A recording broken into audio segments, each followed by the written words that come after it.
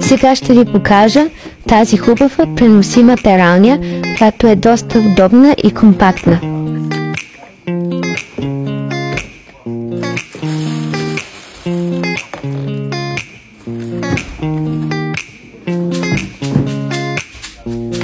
Когато сме на почивка и не разполагаме с пералня, това е доста добро решение.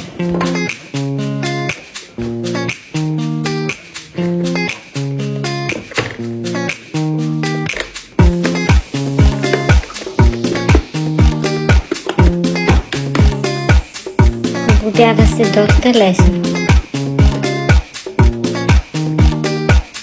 Разполага с 3 бутончета за включване и изключване, улейче за източване и адаптер за включване в тока.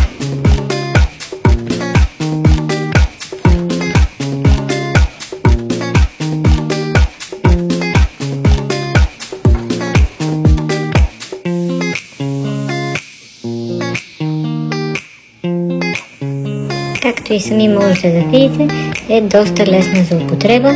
Програмите се сменяват с едно кратко натискане на бутончето.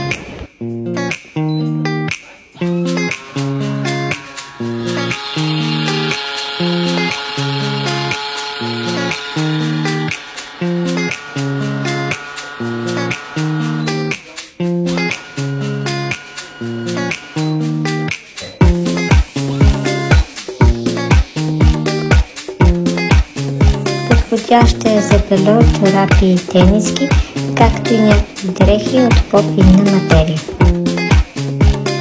Хубаво е да заредите с топла вода, тъй като пералнята няма функция нагряване.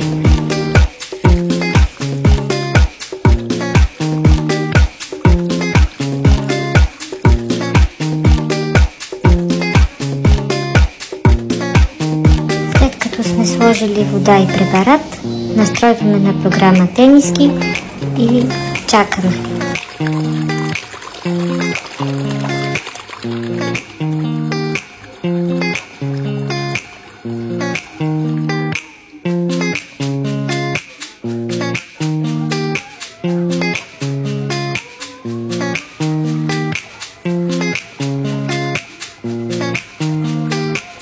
Десет минути по-късно пералнята ни сигнализира, че е готова. Сега можем да я източим и след това да прострем дрехите.